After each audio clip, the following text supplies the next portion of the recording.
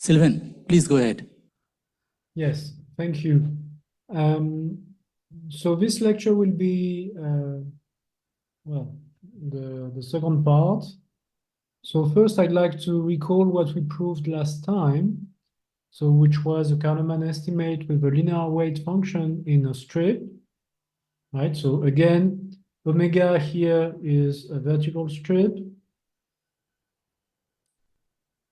And then we proved that we have a constant C, which does not depend on K, such that for all K larger than 1, for all U having sufficiently regularity, we have the estimate below.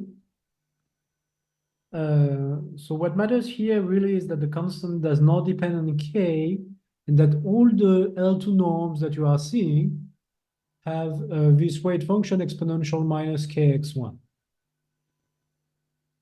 Okay, so I just want to discuss one corollary, which is rather not obvious if you do not have this Carleman estimate at hand. So this is the following. Let Q be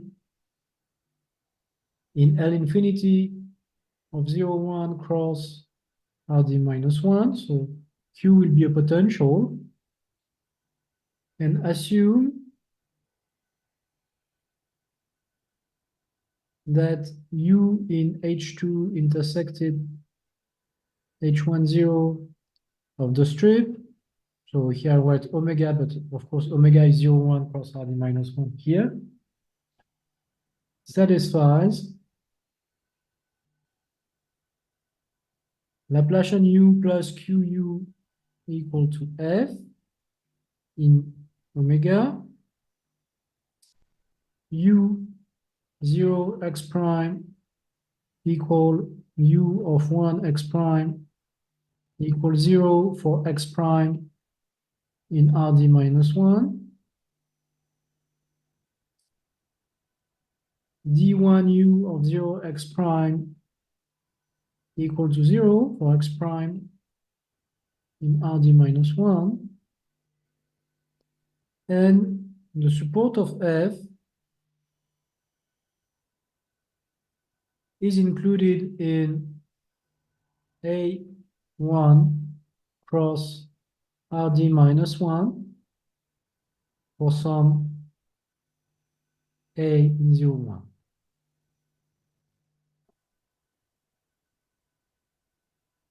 Then U equals to 0 in 0A cross RD minus 1. Okay, so in this, so you will see the proof, it follows more or less directly from the Carleman estimate.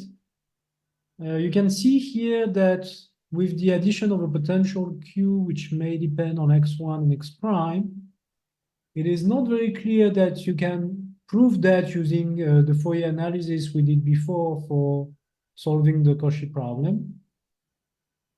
So you really need to have something more flexible in this case.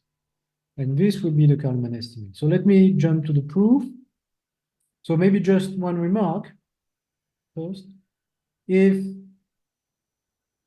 F vanishes, then A can be taken arbitrarily close to 1, and then you can conclude that U vanishes. So this is the unique continuation property.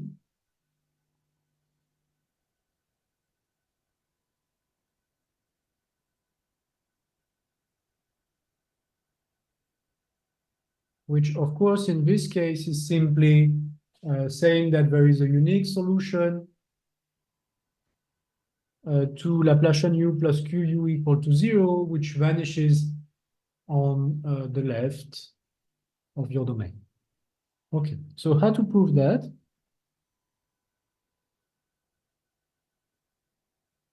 Well, of course, we are going to apply our Carleman estimate, right? So we have that there exists C positive such that for all K larger than 1, k squared, norm of u exponential minus kx1, L2 of omega square is less than a constant times Laplacian u exponential minus kx1, L2 of omega square, plus constant, I think there was a k, right? K d1u 0 L2 RD minus 1 square. And you see this one here, this is 0.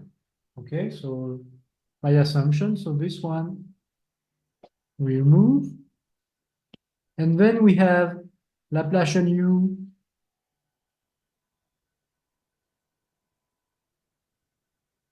exponential minus k x1. So this we know that it equals f minus qu exponential minus kx1 L2 of omega square. So this is less than 2 f exponential minus kx1 square in L2 plus 2 norm of q at infinity of omega times the norm of u exponential minus kx1 in L2. Okay, so you can plot this estimate in the previous one, and you'll get that for all k larger than 1, k square u exponential minus kx1 in L2 of omega square is less than a constant. So the constant is multiplied by 2, but I do not change the name of the constant, right? It's still a constant. F exponential minus kx1 L2 of omega square. So here there's a square missing, sorry. Plus a constant times the norm q at infinity square of the norm of u exponential minus kx1 L2 of omega square. And then you see if k is large enough,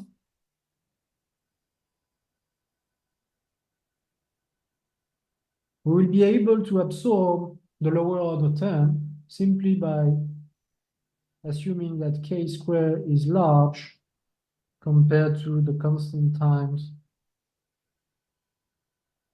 the norm at infinity of q to the square.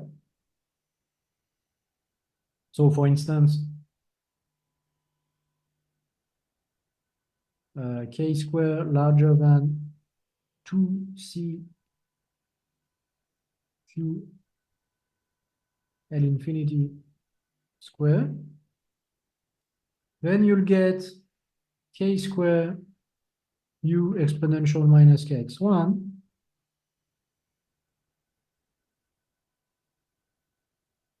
in L2, which is less than f exponential minus kx1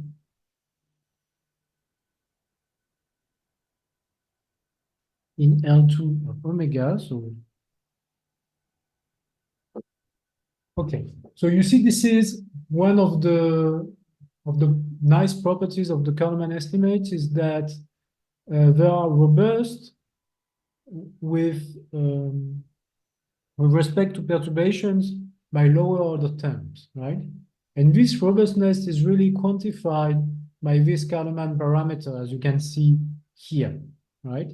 So this, it quantifies somehow the robustness compared with respect to lower order terms. Okay, so once you have that, what you will do is in fact very simple. We just we call that the support of F is included in A1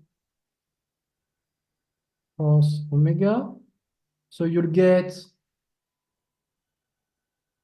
that F exponential minus kx1 L2 of omega square. This is less than F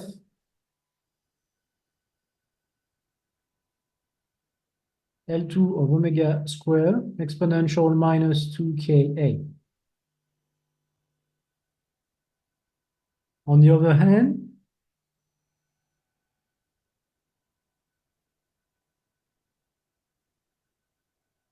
k square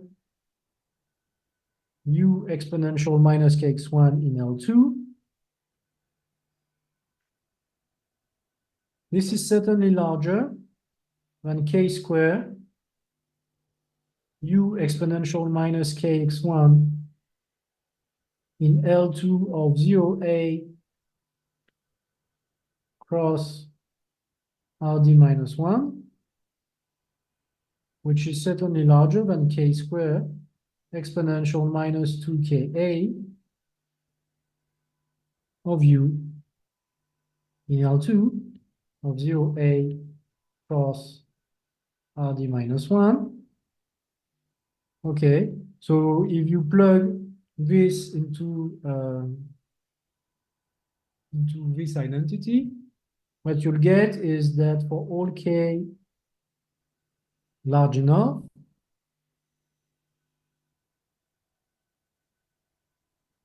k square exponential minus 2ka of u in L2 0a cross Rd minus 1 u square is less than a constant exponential minus 2ka times the norm of f in L2 of omega. Okay, and of course you have exponential minus 2ka on both sides, and then you can take k to infinity, and you'll get that u vanishes in 0a cross Rd minus 1. Okay, so that ends the proof. So just a few comments.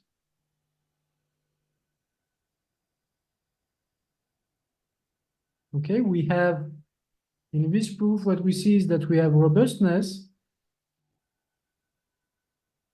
of the Carleman estimates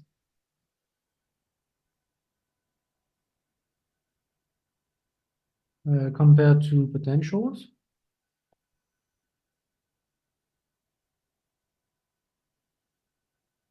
And this is quantified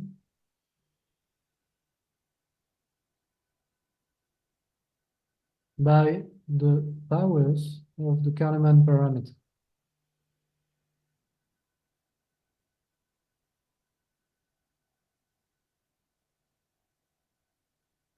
Okay, so remember this is k square, which has to be compared with here the norm of q and infinity squared. Okay, so this is the first comment, and the second comment is that in fact we propagate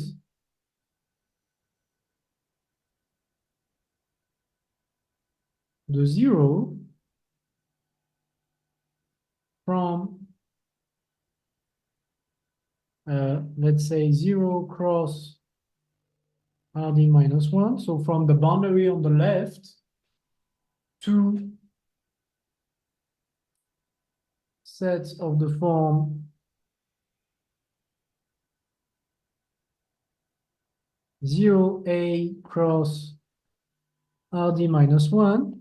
So in fact, we are propagating in the direction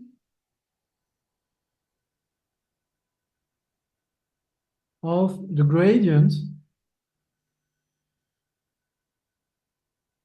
of the weight function. So here the weight function is particularly simple. I recall you that it is x gives x1. So the gradient is simply E1. So we are propagating in the direction of E1, okay, of the first component. So in the horizontal direction. Okay.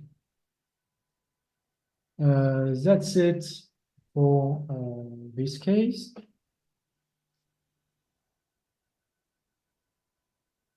So then, so mainly it would be a remark. I will not prove it. So I think it's put 4 with my notations. So 4 strictly convex weight functions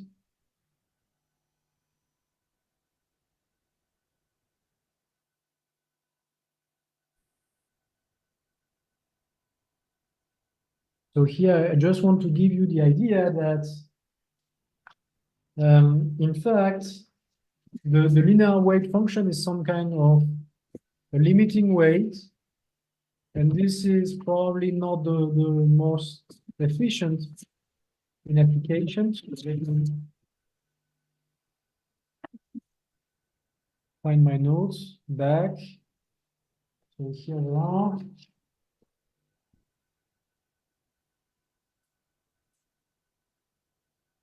Okay, because I should be careful with the sign. There's always a trick with the sign, so let me. Yes, here it is. Okay, so I have omega, which is still the strip, 0, 1 cross RD minus 1. And the theorem is the following one. So I consider phi, which depends only on x1. Okay, a C4 0, 1 function, the real value, such that there exists alpha positive and beta strictly positive, for which we get that the supremum of D1 phi x1 is less or equal than minus alpha. And so this is a supremum in x1. Okay, and the infimum in x1 of D11 phi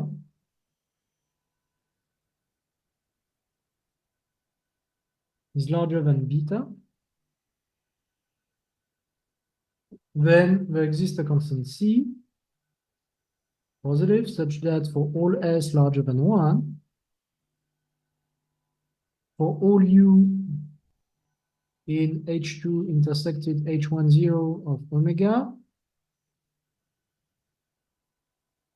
yes, S3 U exponential S phi in L2 of omega square, plus S of gradient U exponential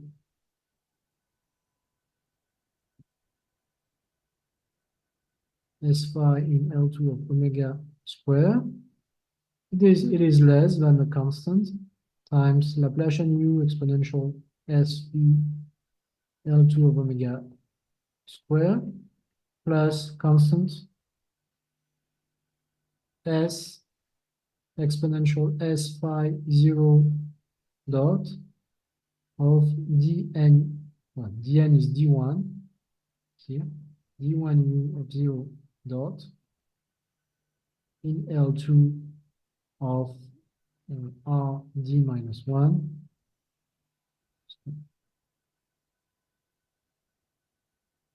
Okay, so here I just want to, okay, so I will give you maybe the idea of why it is different from what we had before. So first realize that x gives x1 does not satisfy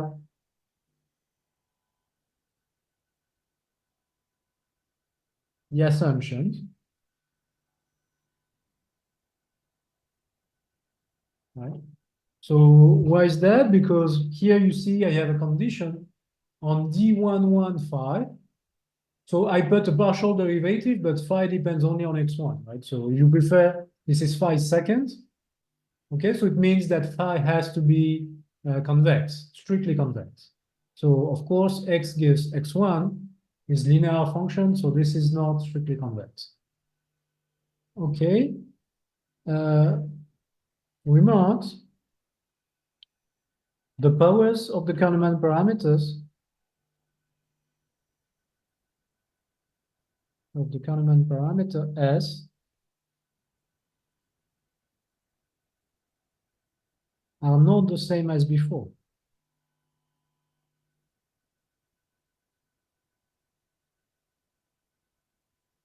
Okay, remember we had k square u exponential minus kx1, and now we have s to the 3 u exponential s phi. Okay, so this means that if you want to absorb lower order term,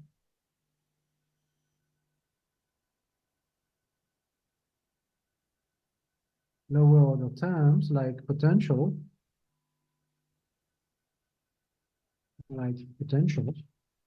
you will have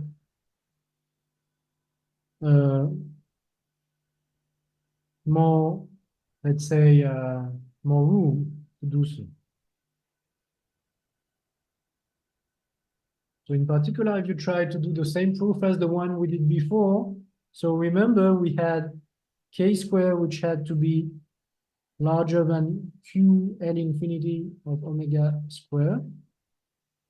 And now it will become S3, which will have to be larger than the q L infinity of omega square. And you see, in fact, this changed the order of magnitude. So if you are interested in looking at these kind of, let's say, observability estimates or quantification of unique continuation with respect to lower order terms, this one here is better because you will have S, which will have to be larger than q L infinity of omega of 2/3, while before it was q, which had k, so which has to be larger than q L infinity, right? So in terms of the cost of the quantification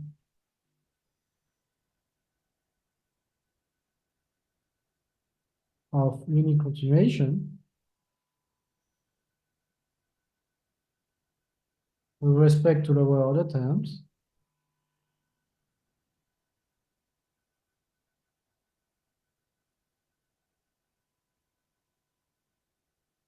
strict convexity helps.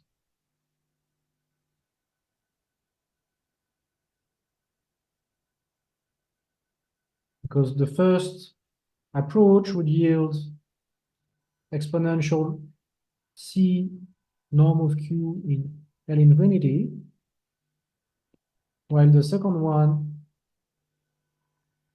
so by the first approach,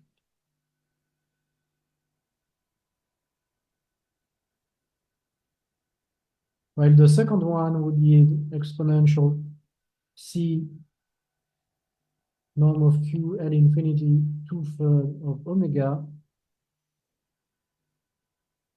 by the second approach.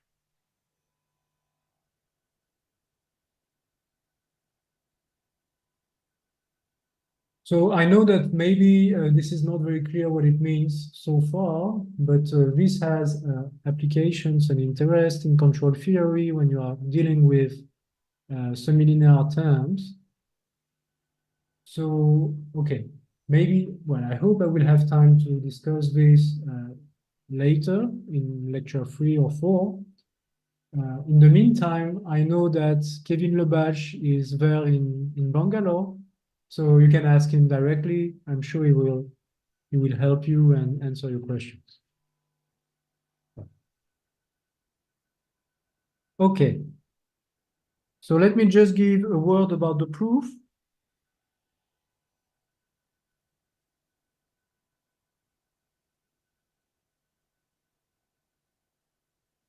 So remember we have Laplacian u equals to some terms, right? We will set v equal to u exponential s phi.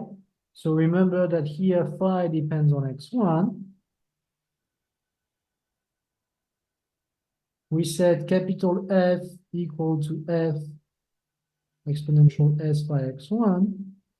And then we try to see what is the equation satisfied by v. So this is quite simple. You have f equal to Laplacian u. So this is Laplacian of v exponential minus s phi. And since phi depends only on x1, this is obvious. This is d1 minus s d1 phi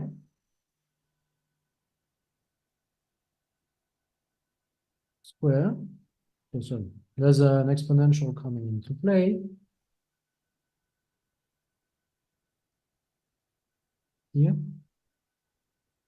of d1 minus s d1 phi x1 of v plus Laplacian prime of v. Okay, so the equation you get on v is d1 minus s d1 phi of x1 square v plus Laplacian prime of v equal to capital F in omega. V in 0 x prime equals 0 and v1 x prime equals 0 and d1 v 0 x prime is simply exponential s phi 0 of d1 u 0 x prime. So this will be our observation. Okay, so it looks very similar to what we did before, right? Then you can do partial Fourier transform.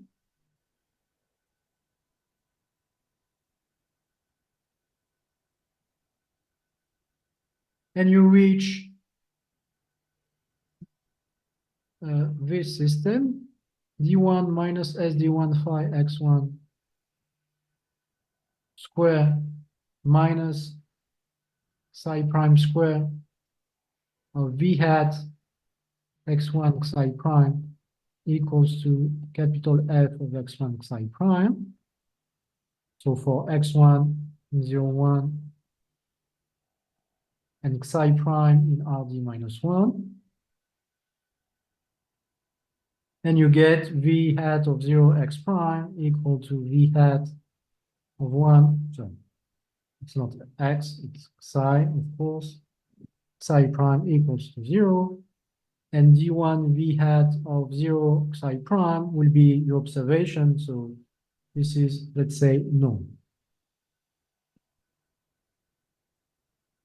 Okay, so if you want to solve that, you do as before, right? So you will simply factorize your operator and see what comes out.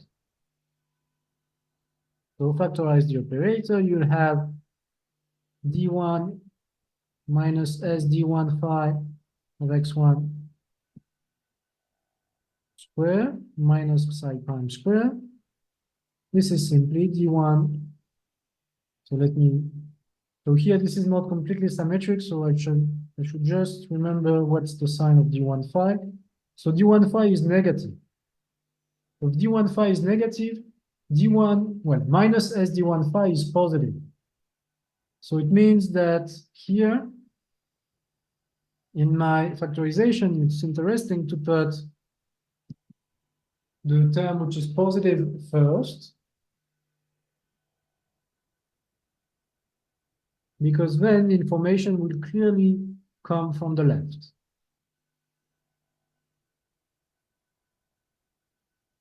Okay, so you take that and you rewrite your system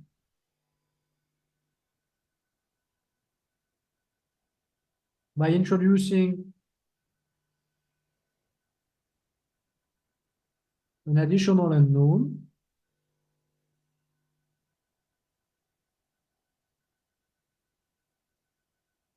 Okay, and you'll get that d1 minus s d1 phi of x1 plus psi prime of w hat of x1 psi prime equal to f hat of x1 psi prime. Okay, w hat of 0 psi prime, so I will give it two. And this one, I would write it as an equation, but in fact, it is the definition of w hat. So w hat is here, and it equals, so I think it's v hat of x1 psi prime. Okay, and we have that v hat of 0 psi prime equal to v hat of 1 psi prime equal to 0. Okay, and on this one, so I'm just looking at the second equation, so the equation here. So it has to hold in 0, 1, but it also holds in 0. So for x1 equals to 0, you get that this is d1 v hat of 0 psi prime. Okay, so here you see you had, so previously, let me come back to here. We have our system, which is back to a family of second order ODE in x1, indexed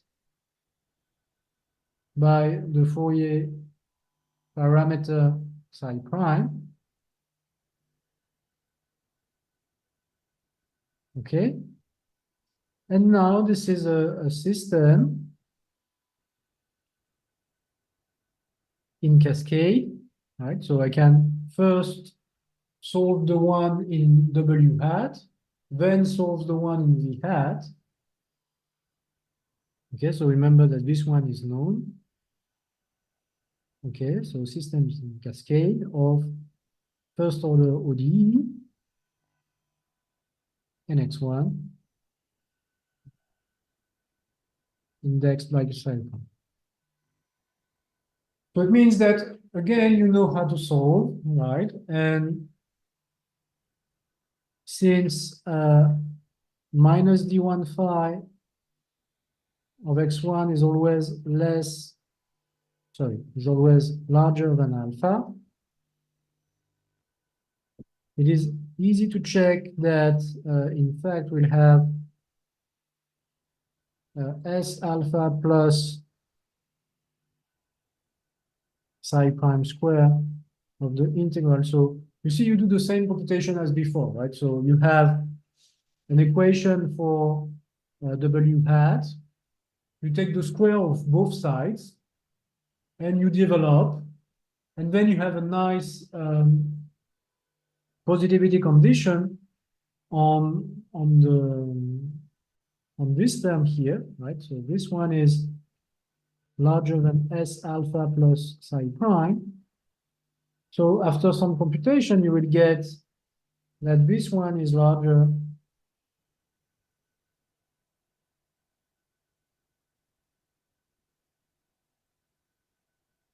than this.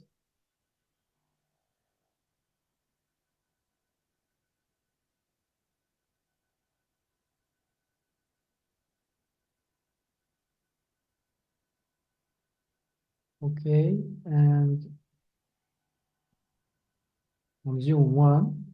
So in fact, in the cross product, so before it was very clear what happens.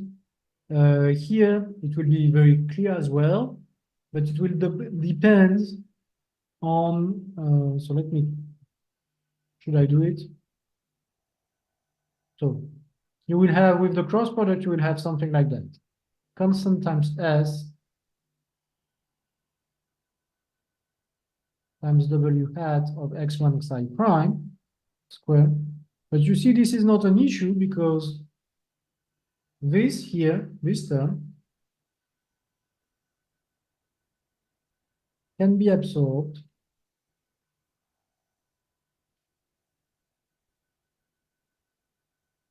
by S alpha plus Xi prime square for S large enough.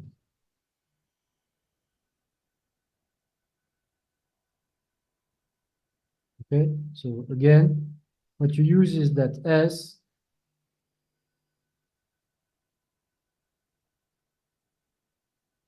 can be made arbitrarily smaller in front of S alpha plus Xi prime to the square when S is large.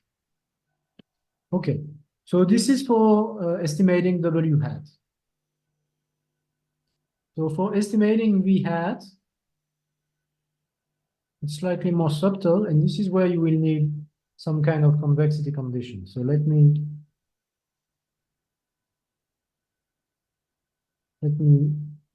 go back to that. So what is the equation on V hat? Is this one.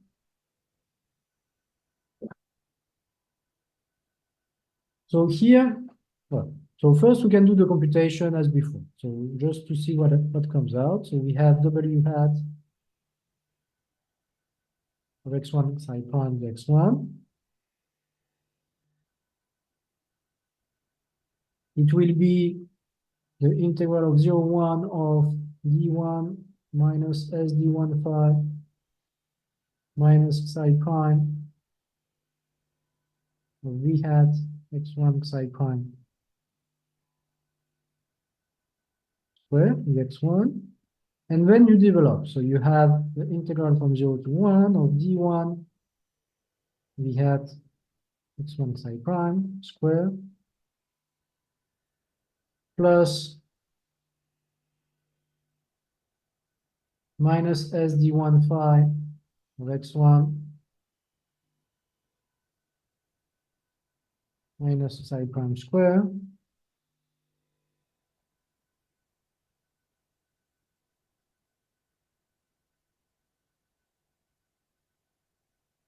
plus a cross product, and the cross product will be minus 2 the integral from 0 to 1 of s d1 phi of X1 plus Xi prime of d1 of V hat square over 2 X1. Okay, so when you look at this term, and you do, so okay, 2 will cancel, and you do one integration by parts in X1, and you'll see that what you'll get is the integral from 0 to 1 of S d11 phi of X1 of V hat of X1 Xi prime. So here, by assumption, this one is larger than beta S for some beta strictly positive. Okay, so this is the term that you are going to use in your Carleman estimate and where you really use the convexity of your weight function. So you may say, yes, but I mean, you also have this term here, which is positive. So why don't you use that? So this term, of course, this is positive or non-negative, but it can cancel. Okay, so there are points, x1 Xi prime, where this guy vanishes, and then the only kind of positivity that you can get is from the other term. from the crossplane. Okay.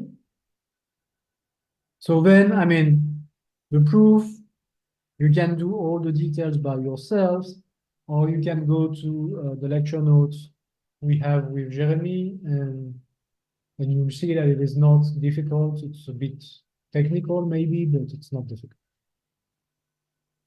Okay. So this tells you why with this condition it works. Also, if you analyze the proof,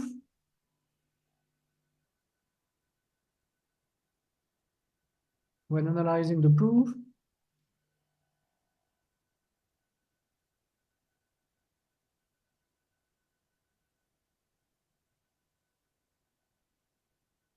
it seems that the difficulty appears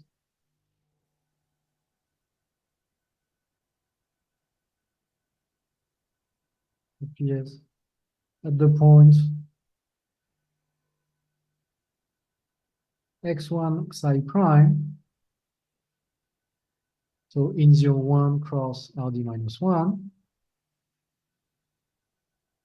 such that, how is it, sorry, SD1 phi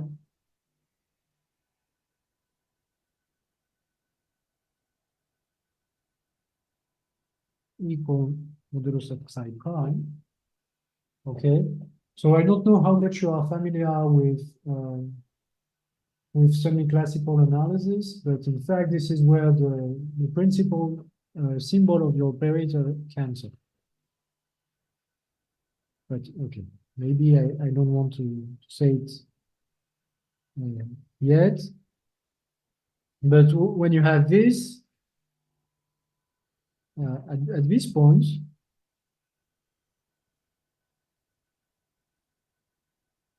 the plausibility is given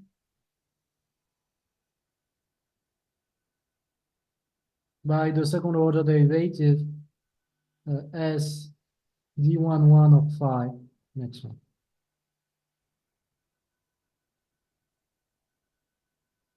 Okay, so this is, well, I just wanted to say this because it tells you, so with this in mind, it tells you how to construct counterexamples and how to check that, so allows to check that this strict convexity condition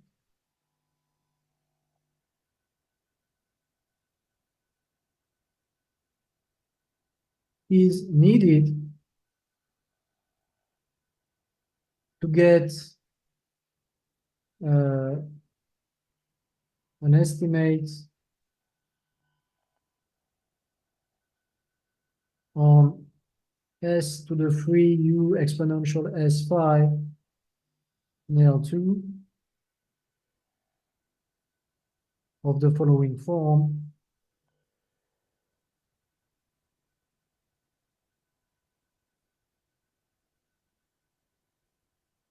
For u compactly supported in omega.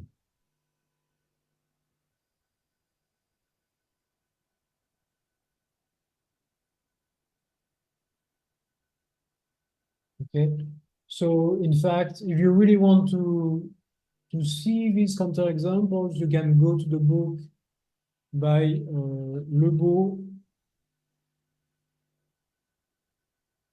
Le Rousseau, and Robiano. So everything is very well explained here inside the domain, on the boundary, and so on. This is a bit technical, but I mean, the idea is really there. Okay, what else? So I think we are done for this. So now we'll go to the general Carleman estimate.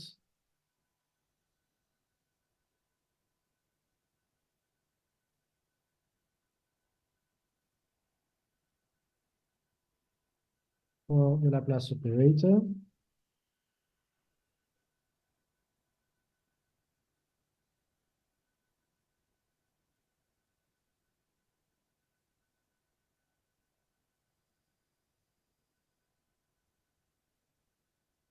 Okay, so let me find the good thing.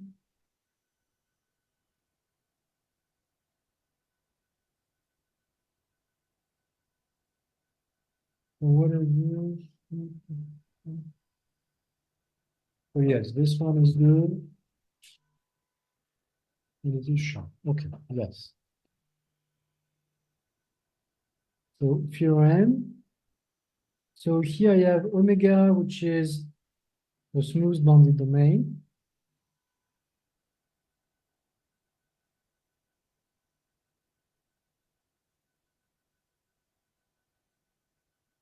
Of RD. I have omega,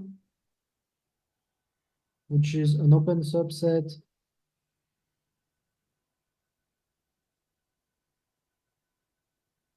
of omega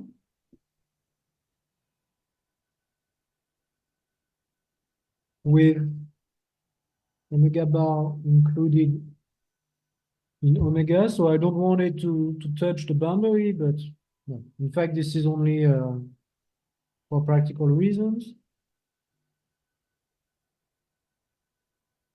Let phi be the C4 of omega bar function such that, so there will be two conditions as before. So one is for non-criticality, so such that there exists alpha and beta positive, for which the infimum of gradient phi of x in omega bar minus small omega is larger than alpha, and the following condition, and for all x in omega minus, well, omega bar minus small omega, for all psi in RD, gradient of phi of x equals to modulus of psi, and gradient of phi of x scalar product with psi equals to 0 implies, change line, implies that d2 phi in x of gradient of phi of x, gradient of phi of x, plus d2 phi in x of psi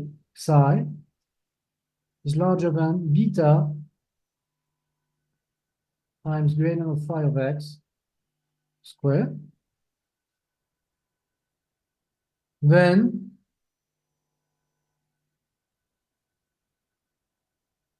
maybe I should add, okay, sorry, and so on the boundary, I would ask that for all x in d omega, phi of x equals to 0, and the normal derivative is negative. Then there exists C positive, such that for all S larger than 1, for all U in H2 intersected H10 of omega, we have S to the 3 U exponential S5 in L2 of omega square plus S gradient U exponential S5 in L2 of omega square less than constant times exponential s phi Laplacian u in L2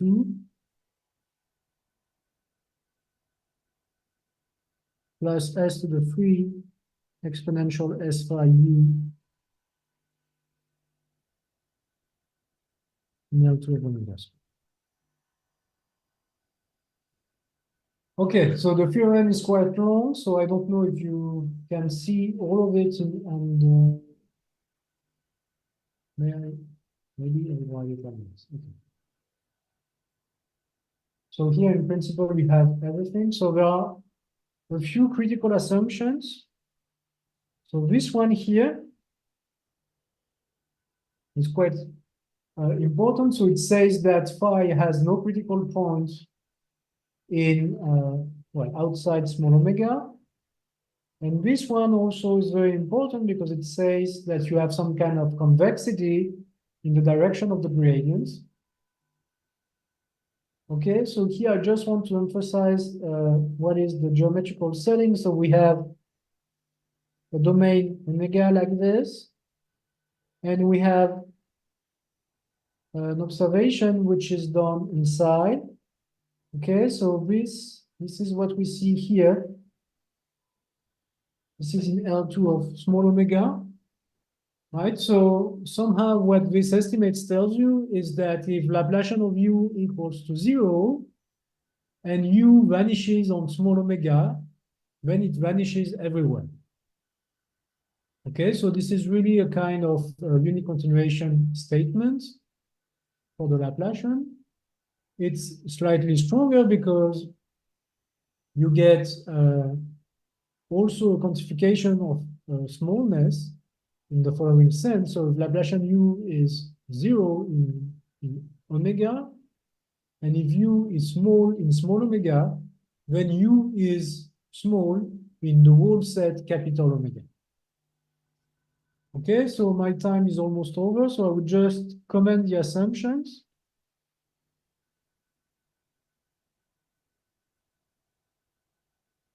So comments on the assumption.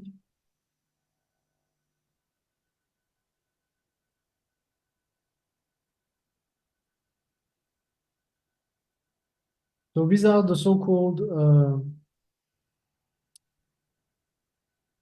strict pseudo-convexity condition.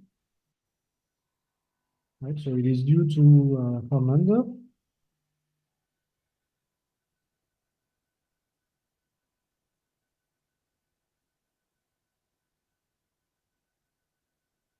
Okay. The thing is that it has to be interpreted geometrically. So let me try to explain.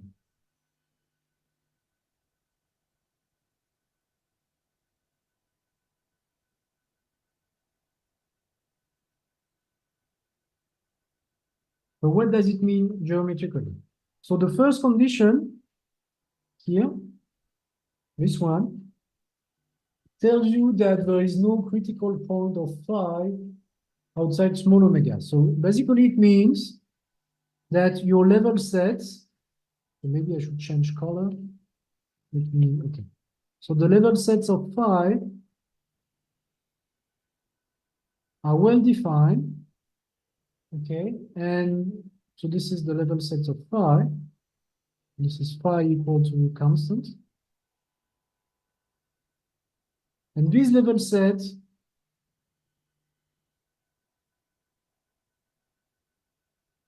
somehow they form a foliation of your domain by hypersurfaces. Okay, so you have level set which somehow circles small omega, right? Remember that I assume that phi vanishes on the boundary, so in fact even the boundary of capital omega is a level set of phi. Okay, so we have really a foliation of surfaces, okay, which will circle small omega. Okay, and then what is the second condition here? The second condition, so what is this? So you see here, we're assuming, okay, the modulus of psi is like the gradient of phi. Okay, so this is only a matter of renormalization. The second condition here, it means that psi is tangential to the level set phi equal to phi of x, right? Because of course, the normal to this level set is gradient of phi of x. Okay, so somehow this thing here, this is related to the curvature or the curvatures with an S because you are on hypersurfaces of the level sets phi equal to phi of x. Okay, and so this curvature somehow should be compensated by the curvature in the direction of the gradient. Okay, so it's not the curvature of the level set, right? So it's something else. It's the, let's say, the convexity in the direction of the weight function.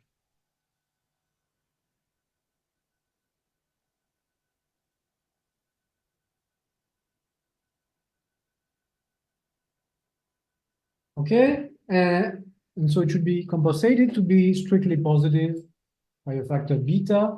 So again, this gradient of phi of x squared is here only to normalize. Okay, so just when considering x, when considering phi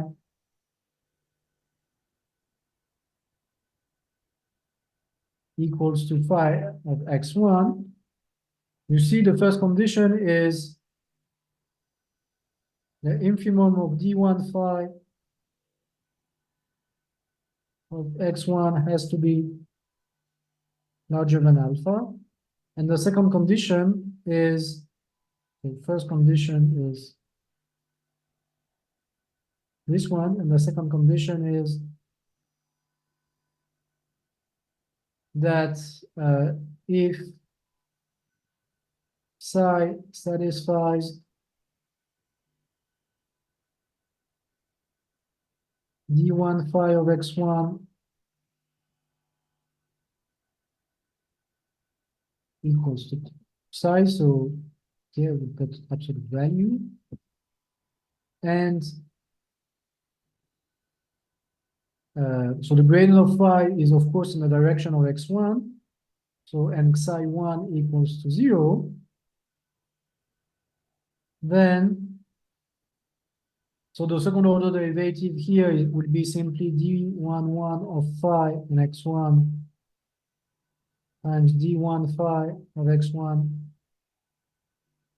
square.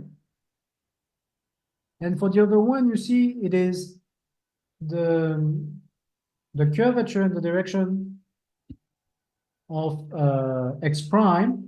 And of course, here, since phi depends only on x1, it means that these level sets are hyperplanes and there are no curvature.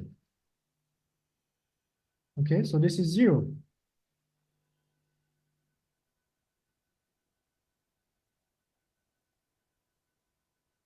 So of course, this is equivalent to d11 phi of x1 larger than beta, right? So these are exactly the conditions we were using for general strictly convex wave function depending only on x1.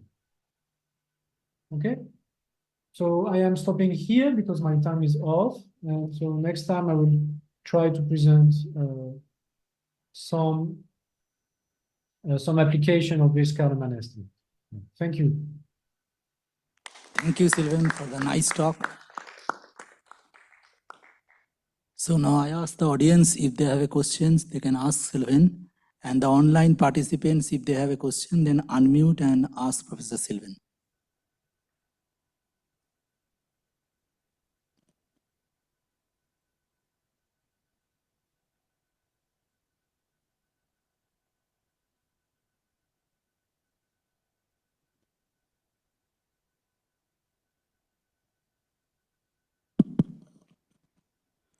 So my question, I have two questions. The first is the direction in which the information propagates. That one is is it correct to say it's the negative of the gradient? Hello? Well, I never know because sometimes I put exponential S5 and some other times I put exponential minus S5. So what is important is you see here,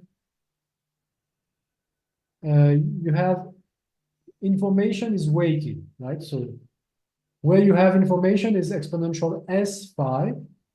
So it means that the weight should be very large where you have the information, right? So phi should be very large where you have the information. Okay, so it means that in this case, indeed, the propagation is in the direction of minus the gradient. Okay, because you want to propagate information from the set on which the weight is very large to sets on which the weight is small. Okay, so in fact, I don't want to answer like this because it depends really on your convention and if you are working on with phi or minus phi. Okay, I had one further question, which is, what's the largest power of S I can get in the estimates? The largest power, you mean? Yeah. This is S to the 3. You cannot do better than that. So you really, I mean, if you want to construct, to understand this, just look at this. So you analyze the proof in this very simple 1D setting. Okay, so here everything is explicit. And we saw there is a difficulty when we get estimate, but you see here this equation can be solved by hand with formulas.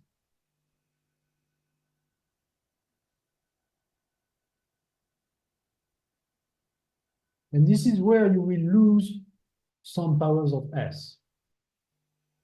So basically, if you want to prove that your estimate is sharp with S to the 3 and you cannot do better than that, you just look at your solution very precisely on the sets x1 and xi prime where the coefficient here vanishes, where the coefficient minus sd1 phi at x1 minus xi prime vanishes. And you can really construct a counterexample quite easily.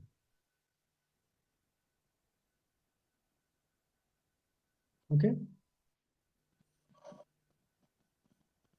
Well, and I see that Debayan is not far from you. So if you want more precision, you can go to him.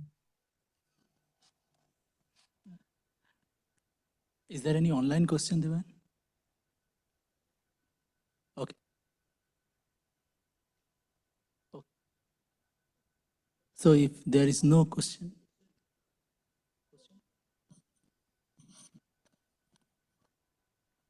So you have stated the Carleman estimate in the semi-classical sense. So is the Hodmander condition that is the same as the Poisson bracket of basically principal symbol of conjugated operator in the semi-classical sense? Exactly. Yes, it's the same. Okay. I just made it. I just specify it to the case of the Laplace operator, but it's exactly this. Okay. Okay. Thank you.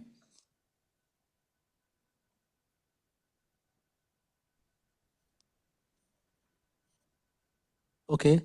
So if there is no other questions, so let us thank Sylvain again.